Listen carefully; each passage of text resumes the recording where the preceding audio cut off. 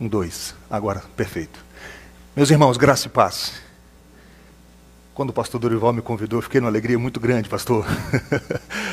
Ele perguntou assim: Bruno, como é que está aí a quinta igreja? Já voltaram? Eu falei: já voltamos. Ah, então não vai. Não, dá sim, dá um jeito. Estar aqui com os irmãos para mim é uma alegria muito grande, principalmente no aniversário da igreja, mais um ano em que Deus tem sustentado os irmãos, e fazer algo que eu faço com muito amor e carinho, que é compartilhar a palavra do Senhor. A minha expectativa e a minha oração é que Deus fale profundamente ao nosso coração nessa noite. E eu quero convidar você a abrir a sua Bíblia no livro de Gênesis. Livro de Gênesis, capítulo 37. Nós não vamos ler todo o capítulo agora, mas vamos tentar trabalhar em todo o capítulo. Nós vamos ler do versículos de 1 a 11 agora. Gênesis, capítulo 37.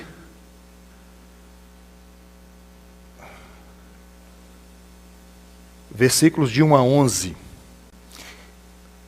Ô Ian, vê se dá para você projetar. Cadê o Ian? Ah, ele está ali. Gênesis 37, de 1 a 11.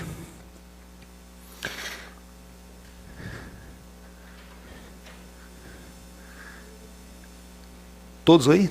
Tudo ok? Gênesis 37, 1 a 11 diz assim a palavra do nosso Deus. Habitou Jacó na terra das peregrinações do seu pai, na terra de Canaã. Esta é a história de Jacó. Tendo José 17 anos, apacentava os rebanhos com seus irmãos. Sendo ainda jovem, acompanhava os filhos de Bila e os filhos de Zilpa, mulheres de seu pai, e trazia más notícias deles ao seu pai. Ora, Israel amava mais a José que a todos os seus filhos, porque era filho da sua velhice, e fez-lhe uma túnica talar de mangas compridas. Vendo, pois, seus irmãos que o pai o amava mais do que a todos os outros filhos, odiaram-no e já não lhe podiam falar pacificamente. Teve José um sonho e o relatou aos seus irmãos, por isso o odiaram ainda mais. Pois lhe disse: rogo-vos, ouvi este sonho que tive. Atávamos feixes no campo, e eis que o meu feixe se levantou e ficou em pé, e os vossos feixes o rodeavam e se inclinaram perante o meu. Então lhe disseram seus irmãos: reinarás com efeito sobre nós? E sobre nós dominarás realmente? E com isso tanto mais o odiavam, e por causa dos seus sonhos e de suas palavras. Teve ainda outro sonho, e o referiu a seus irmãos, dizendo: sonhei também que o sol e a lua e as 11 estrelas se inclinavam perante mim. Contando a seu pai e aos seus irmãos, repreendeu o pai e lhe disse: que sonho é este que tiveste? Acaso viremos eu e a tua mãe e teus irmãos a inclinar-se perante ti em terra? Seus irmãos lhe tinham ciúmes. O pai, no entanto, considerava o caso consigo mesmo. Mantenha a sua Bíblia aberta nesse capítulo, que nós vamos caminhar em todo esse capítulo. Vamos orar? Pai bondoso, nós te louvamos, nós suplicamos nessa hora, Deus, a iluminação do teu Santo Espírito, aquela ação sobrenatural do Senhor em nossas vidas. Faz, Senhor, a obra que o pregador não tem condições de fazer. Que teu Espírito venha nos convencer nessa noite da verdade, da justiça, do juízo. Nós precisamos tanto ouvir a tua voz, porque somente a tua voz que nos faz seguir os teus caminhos. A tua palavra diz que as tuas ovelhas ouvem a tua voz. Ó Deus, os desejos do nosso coração é ouvir somente a voz do nosso pastor Jesus Cristo nessa noite. Por isso, Senhor, faça de mim apenas instrumento em tuas mãos. Em nome de Jesus, amém. O que é uma família disfuncional? Se você fizer uma pesquisa rápida na internet, você vai encontrar a seguinte definição: uma família disfuncional é um grupo familiar onde conflitos, abusos e má conduta são constantes. Quem nasce em uma família disfuncional tende a reproduzir suas características quando funda a sua própria família. Eu estou numa série de mensagens lá na Quinta Igreja, e o tema é: não foi no carnaval. e sim no retiro espiritual. A ideia é mostrar como homens que foram usados por Deus, eles pecaram e pecaram feio, mas mesmo assim a graça triunfou. Louvado seja Deus por isso. Situações que não aconteceram no carnaval, mas sim no retiro espiritual, ou seja, no meio do povo de Deus. E a intenção, irmãos, é mostrar que a diferença entre o carnaval e o retiro espiritual não é a falta de pecado. Não é a falta de pecado, mas a graça de Deus em Cristo Jesus. Porque onde abundou o pecado, superabundou a graça de Deus. Existem pecados horríveis no meio do povo de Deus. E louvado seja Deus que Deus não escondeu. Deus registrou isso para nós. Deus registrou a mentira do pai da fé, o adultério do homem segundo o coração de Deus, as loucuras de Sansão. E isso me deixa encantado, irmãos. Isso me deixa encantado. Porque, diante disso tudo, desse quadro, existe uma graça operando no meio do povo de Deus, nesse grande retiro espiritual. Deus não abandonou o seu povo, e essa é a razão de estarmos aqui nessa noite. Por causa da sua graça maravilhosa. Essa graça que produz quebrantamento, essa graça que produz arrependimento, restauração. A graça que nos ensina que mesmo algo que começou errado não está fadado ao fracasso. Deus transforma o mal em bem. Isso não significa que eu vou começar errado e depois pedir a graça de Deus. Claro que não é isso. Mas se algo começou errado, não significa então que está tudo acabado. Hoje eu quero olhar com vocês a família de Jacó, uma família considerada disfuncional. Ele tinha 13 filhos com 4 esposas, 2 irmãs e 2 servas. Ele era polígamo. Eu preciso dar uma palavrinha sobre a poligamia aqui antes. A poligamia nunca foi ordenada por Deus. A nossa leitura da Bíblia, ela não é uma leitura exemplarista. Eu não olho para a Bíblia assim, Jacó teve 4 esposas, então eu tenho também licença para ter 4 esposas. Por que não? Ian, você está com o texto aí? Projeta para mim, porque o mandamento, vamos lá para ver o que a Bíblia diz sobre isso.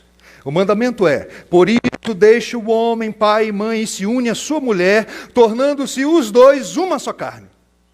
Muitos anos se passaram, a cultura mudou, Jesus fala as mesmas coisas.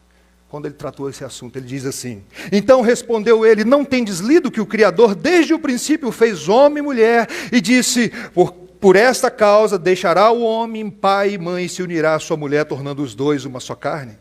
De modo que já não são mais 2, porém uma só carne. Portanto, o que Deus ajuntou, não separe o homem.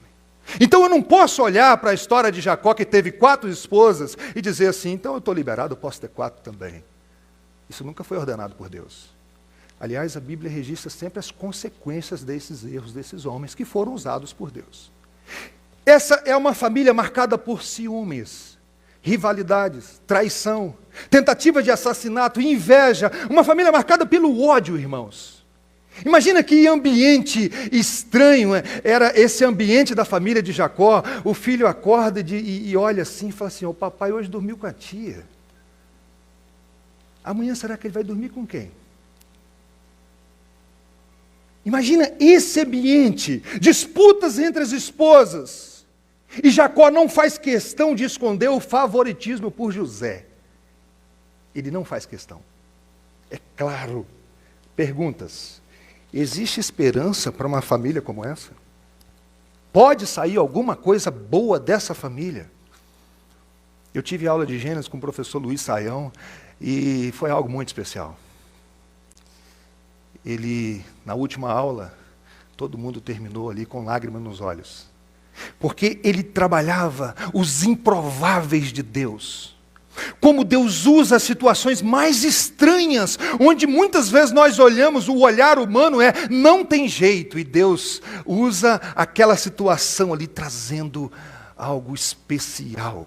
E ele disse algo que marcou a turma, ele disse assim, Hollywood ainda não descobriu a Bíblia, porque o roteiro está todo ali, prontinho. Tudo pronto.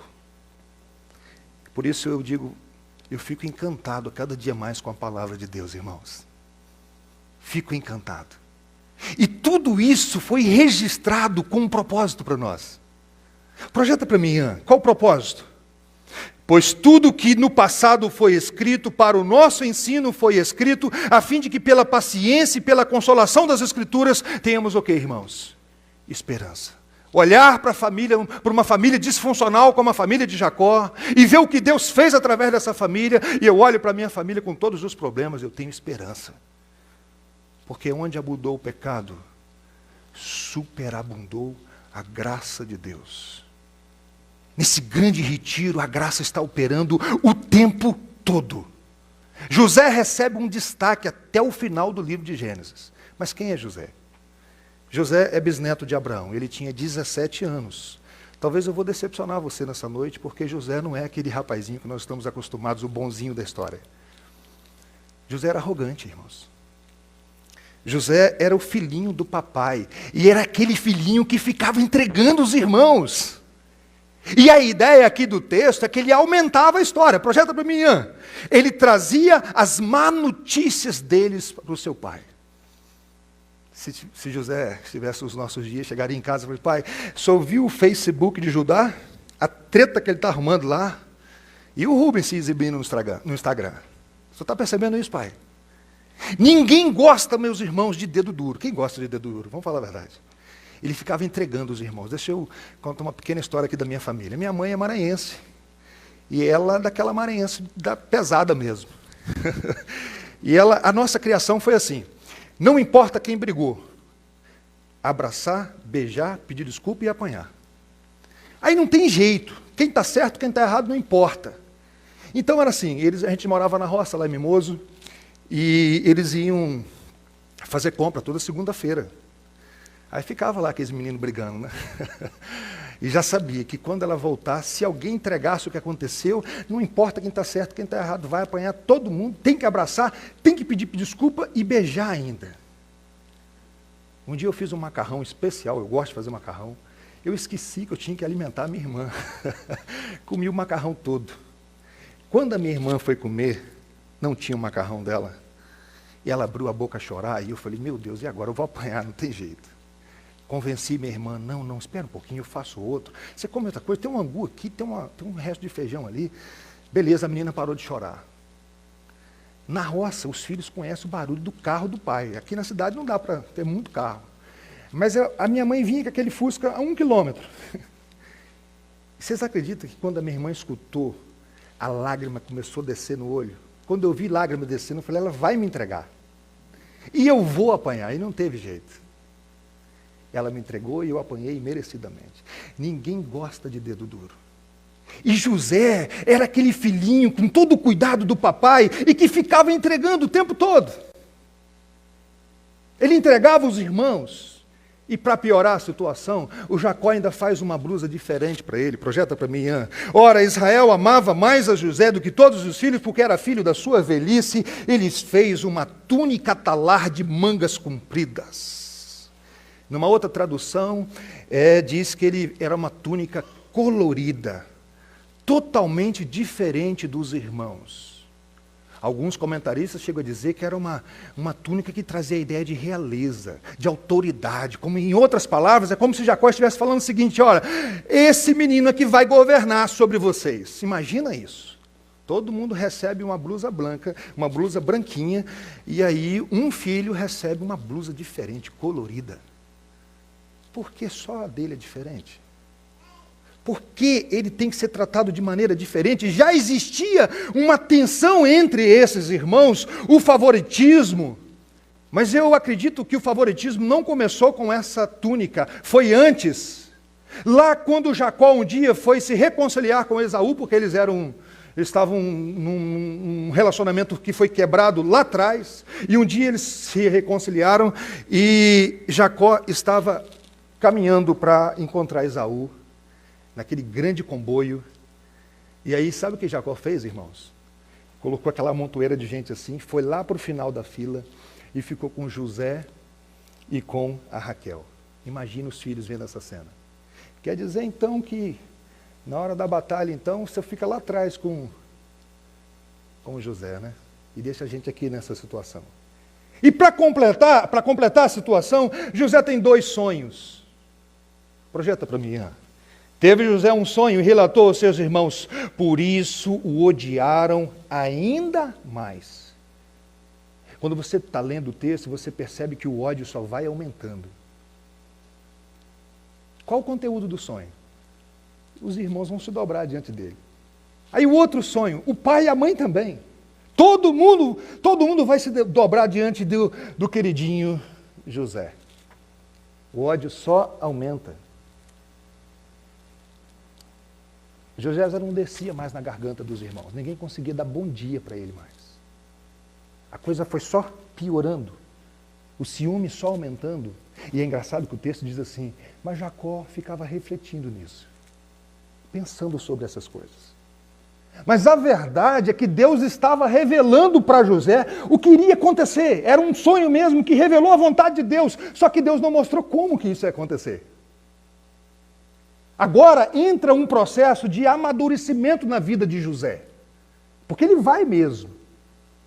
Um dia ele vai se tornar governador. Mas existe um processo para que isso tudo aconteça. Projetem, eu gosto dessa figura aí que eu achei, não sei se foi no Instagram, no Facebook, que diz assim, olha só, o plano dele e o plano de Deus. Todas essas dificuldades aqui fazem parte do plano de Deus para nos amadurecer. E José ia passar por isso tudo. A próxima cena agora desse texto é versículo, projetem, quando seus irmãos saem, e Jacó então fala assim, vai lá ver como é que está os seus irmãos. Olha o que o texto diz. E como foram os irmãos apacentar o rebanho do pai em Siquém, perguntou Israel a José, não apacentam os teus irmãos o rebanho em Siquém? Vem, enviar-te-ei a eles. Respondeu-lhe José, eis-me aqui. E disse-lhe Israel, vai agora e vê se vão bem os teus irmãos e o rebanho, e traze-me notícias. Assim o enviou do vale de Hebrom, e ele foi a Siquém. Em Siquém aconteceu uma fatalidade. A Diná, filha de Jacó, foi estuprada lá, pelo príncipe daquele local. Uma situação terrível. Os irmãos dela ficaram sabendo daquela cena e ficaram para morrer. Mas o rapaz se apaixonou por ela. Ele queria se casar com ela. E eles disseram o seguinte, você pode se casar com a nossa irmã? Sem problema. Com um plano maligno no coração. Vocês precisam se circuncidar. O camarada apaixonado, o que ele faz? Vai para a igreja, batiza, faz tudo, né? Aceita tudo. E ele aceita. No terceiro dia, quando a dor estava mais forte, os meninos foram lá e passaram a espada em todo mundo. E agora, qual é a preocupação de Jacó? Os meninos voltaram para aquela região. O que vai acontecer? Lá aconteceu uma fatalidade. E esses meninos estão indo para lá. Jacó então chama José e fala assim, José, vai lá meu filho, dá uma olhada, vê o que está acontecendo lá, traz notícia dos seus irmãos para mim. José vai e nunca mais volta para a terra prometida, só os seus ossos. Porque ele vai em obediência ao seu pai. Nas palavras do Senhor Jesus, o assassinato ele começa no coração. Vai chegar um momento que esses meninos vão ter vontade de matar José. José, em obediência, vai aproximadamente de 70 a 80 quilômetros, andando, diz a Bíblia, andando errante, sem saber a direção, não tinha GPS naquela época, não tinha Waze. Ele vai para aquela região, então vamos embora para lá. E ele encontra um homem, a providência divina cuidando de tudo, né? Pergunta. Sabe o que é curioso, irmãos? Que José está numa situação melhor lidando com o estranho do que com seus irmãos. O estranho diz assim, eles foram para aquela região ali. E de longe, eles viram José chegando com aquela roupa colorida, eu imagino.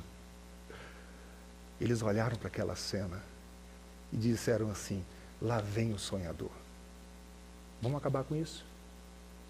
Projeto Ian. De longe o viram e antes que chegaram, conspiraram contra ele para o matar.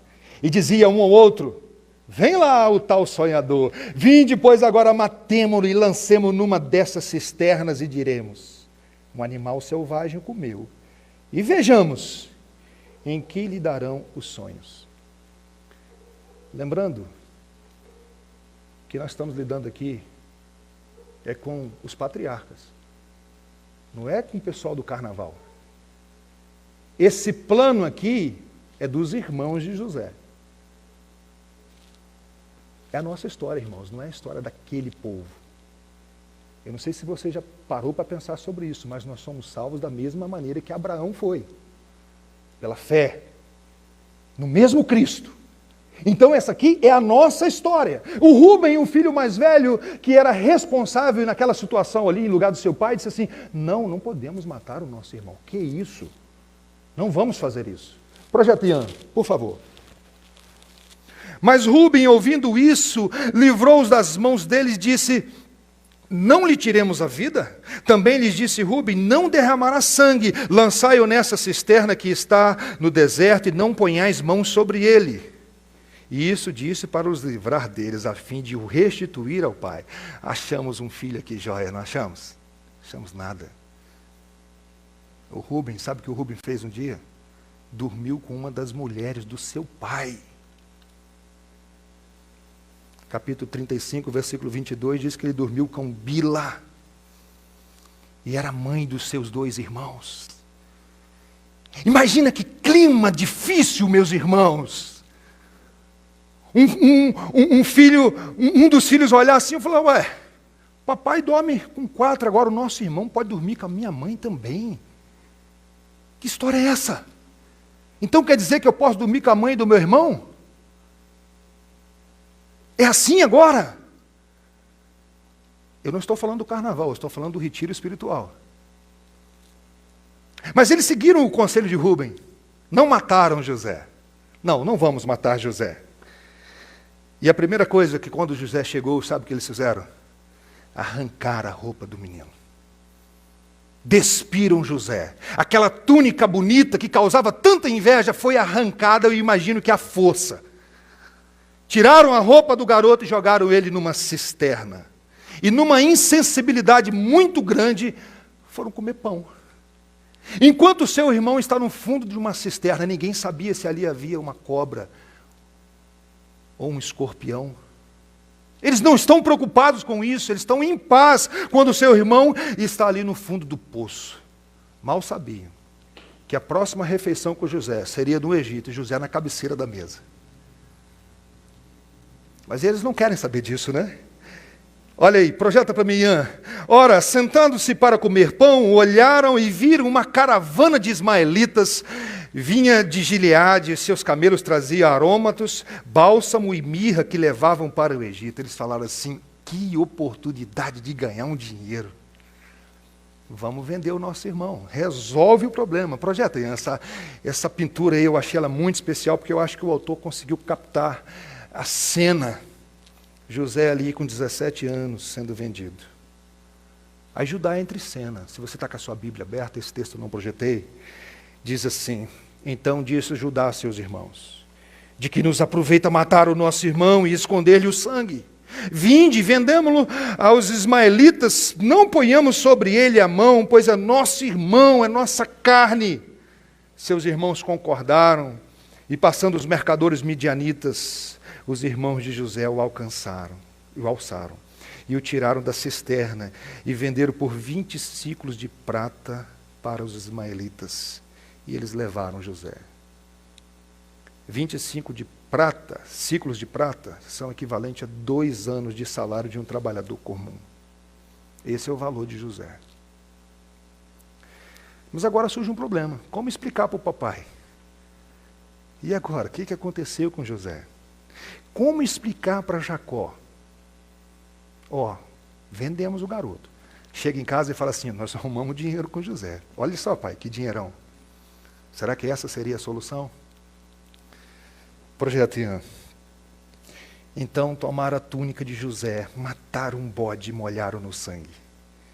E enviaram a túnica talar de mangas compridas e fizeram-no levar a seu pai e lhe disseram, achamos isto. Vê se é ou não a túnica do teu filho. Dr. Heber Campos tem um livro chamado A Providência Divina e tem um capítulo chamado A Providência Retributiva. Que capítulo excepcional, irmãos. Um dia Jacó enganou seu irmão com uma cabritada e com pele também. E agora acontece algo muito semelhante. os meninos chegam com uma pele, com uma túnica molhada no sangue de bode. E eles fizeram uma pergunta: vê aí se é do seu filho. A semelhança daquele filho pródigo que ficou em casa, que quando o filho voltou, o que saiu voltou, eles disseram assim para o pai: esse teu filho, ele não chamou de irmão, e agora os irmãos de José disseram o seguinte: vê se é do teu filho. Reconhece essa blusa, reconhece essa túnica, banhada de sangue. O pai olha para aquela túnica e fala assim: um animal despedaçou meu filho. Que dor, irmãos! Eu conheço uma mãe que mora no Rio, que mora aqui em Itaperuna, aqui, um filho saiu de casa e até hoje não voltou, e ela chora comigo às vezes. Isso já tem mais de 40 anos. Tem mais de 40 anos, porque ela não tem nenhuma túnica banhada de sangue. Imagina o pai olhar para aquela túnica que ele deu de presente para o seu filho, toda rasgada e molhada de sangue, imaginando uma onça talvez comendo o seu filho e sem poder fazer nada. Projeta, Ian. E ele o reconheceu e disse: a túnica é de meu filho, um animal selvagem o terá comido, certamente José foi despedaçado. Então Jacó rasgou as suas vestes e cingiu de pano de saco e lamentou o filho por muitos dias. E levaram todos os seus filhos e todas as suas filhas para o consolarem. Ele, porém, recusou ser consolado e disse: chorando descerei ao meu filho até a sepultura. E de fato chorou o seu pai. O pai não sabia da história e os meninos ficaram quietinhos, irmãos, vendo a dor do pai. E o pai imaginando que foi um animal selvagem. José estaria mais seguro perto de uma onça do que perto dos seus irmãos. Porque os animais selvagens eram os seus próprios filhos. Os filhos de Jacó. Mas o texto termina com uma palavra de esperança, né? Projeta, Ian. Entremente, ou enquanto isso, a NA traduz assim: os midianitas venderam José no Egito a Potifar, filho de Faraó, comandante da guarda. José não está morto. A mão da providência está levando José para o Egito. A história de José continua no Egito conforme a vontade de Deus. E aqui nós temos os 12 cabeças das tribos de Israel. Pecadores, como eu e você. Mas também que foram treinados por Deus. Eles vão entrar nesse processo também. Trabalhados por Deus. Porque nesse grande retiro espiritual, a graça continua operando. Eu quero fazer algumas aplicações desse texto para nós nessa noite. A primeira aplicação: José, ele é um tipo de Cristo. Ele aponta para a obra de Cristo. Um comentarista diz assim: o Espírito Santo dedicou tantas páginas para registrar a história de José, porque ele é o maior tipo, ou o tipo mais perfeito da pessoa de Jesus Cristo, um sendo sacrificado por todos. Ele aponta para a obra do nosso Redentor. Mas temos que tomar um cuidado muito grande quando nós perdemos essa perspectiva bíblica. E quando buscamos na Bíblia apenas lições de moral. Qual é a lição de moral desse texto? A história de José faz parte de uma grande história, a história da redenção, onde Deus salva pecadores injustos como eu e vocês. Como eu e vocês. A nossa posição diante de Deus não depende dos nossos melhores esforços. Já entendemos isso? Mas da nossa união com Cristo, e é nesse sentido que o apóstolo Paulo diz: agora já não sou eu quem vive, mas Cristo vive em mim. Nenhuma condenação há para aqueles que estão em Cristo Jesus. Deus nos aceita em Cristo. Por isso a primeira pergunta que eu faço para você é: você já está em Cristo? A segunda aplicação que eu quero fazer, irmãos, é uma palavra para os pais. Nós vimos aqui a história de uns filhos complicados. Projeta, Ian. Ted Tripp, no livro Pastoreando o Coração da Criança, diz assim: o foco central na criação de filhos é o Evangelho. Você precisa direcionar não apenas o comportamento dos seus filhos, mas as atitudes dos seus corações. Precisa mostrar não apenas o que, mas também o porquê de seus pecados e fracassos. Seus filhos necessitam desesperadamente entender não apenas o que fizeram exteriormente de errado, mas também o porquê o fizeram, que é o aspecto interior. É necessário ajudá-los a perceber que a palavra de Deus trabalha de dentro para fora. Preste muita atenção agora. Portanto, na criação de seus filhos, o objetivo não pode ser simplesmente ver crianças bem comportadas. O filho que ficou em casa da parábola do filho pródigo disse assim para o pai: eu nunca negligenciei uma ordem tua. Mas ele não tinha conexão nenhuma com Deus. Ele não conhecia o coração de Deus. Ele não conhecia a vontade de Deus.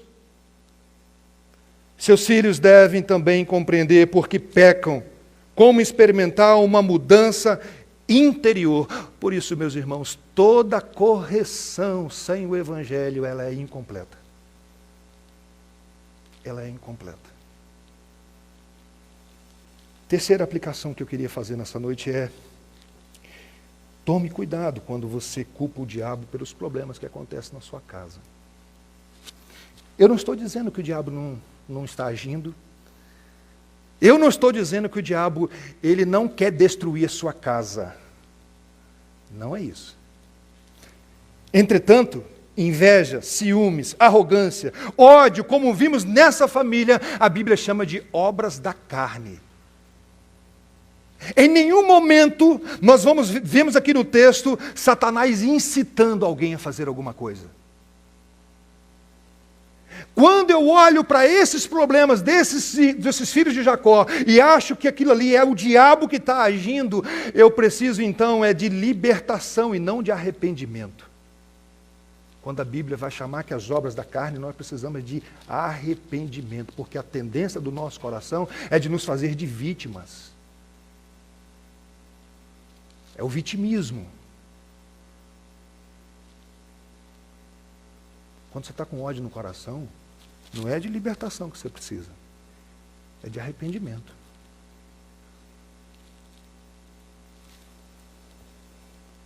Quarta aplicação.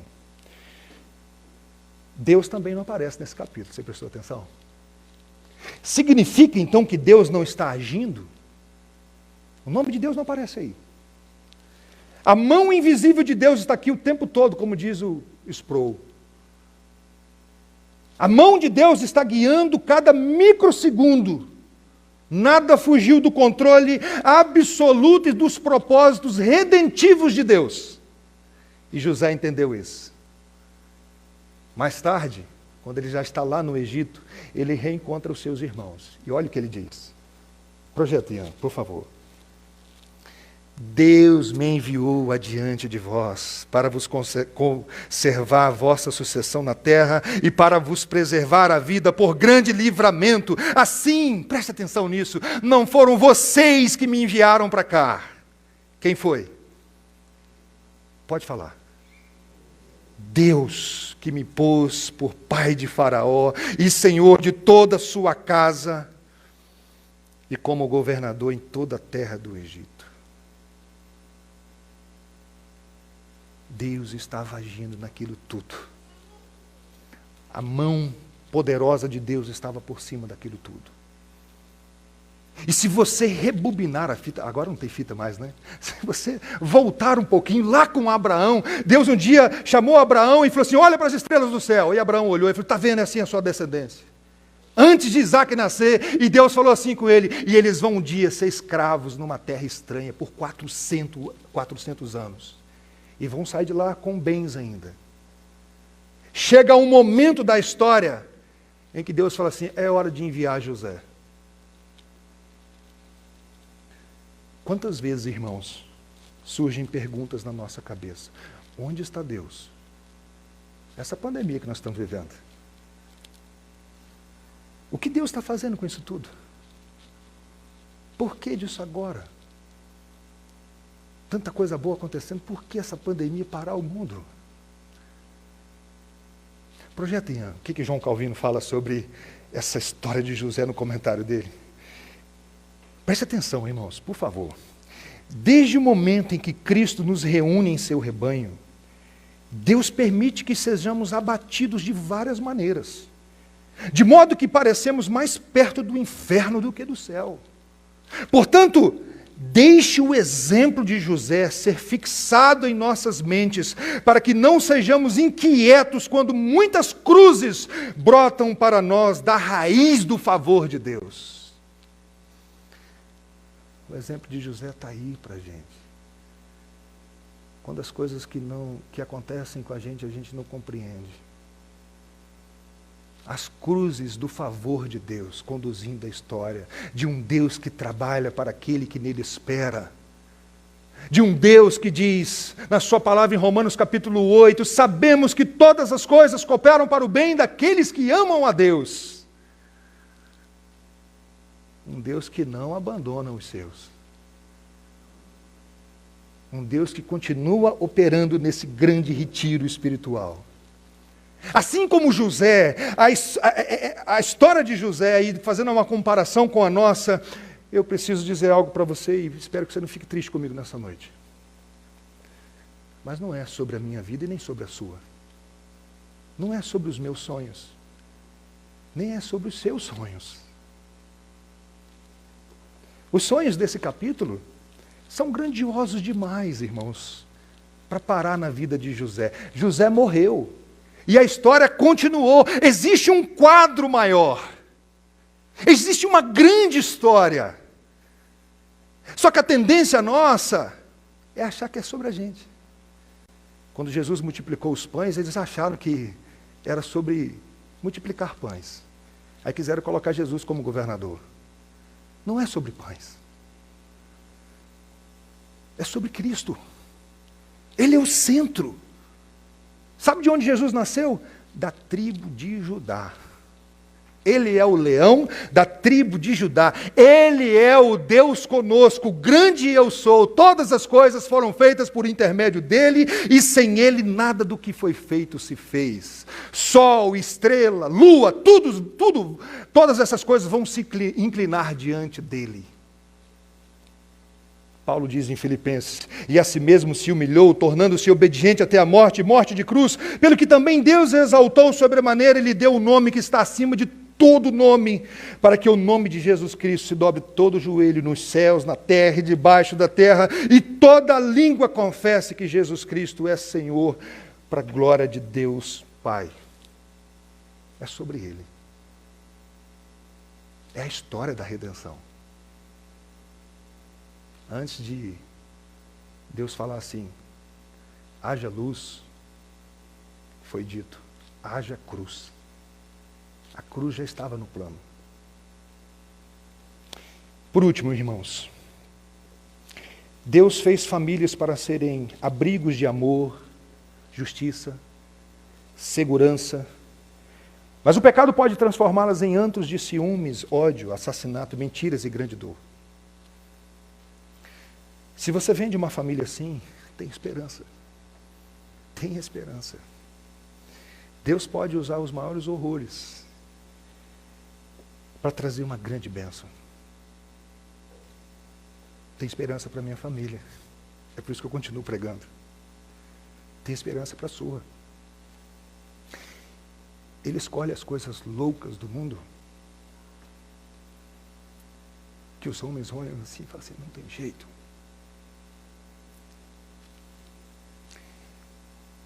Onde abundou o pecado, superabundou a graça de Deus. Nós estamos aqui para exaltar esse Deus gracioso. Vamos orar.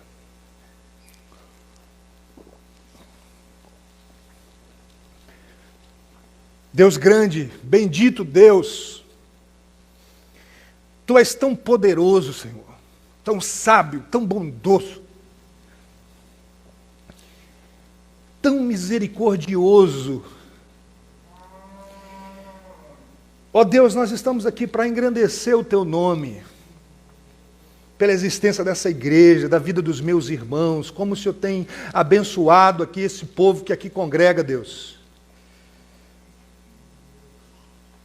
Ó Deus, nessa noite nós queremos te exaltar e queremos suplicar ao Senhor também por nossas vidas.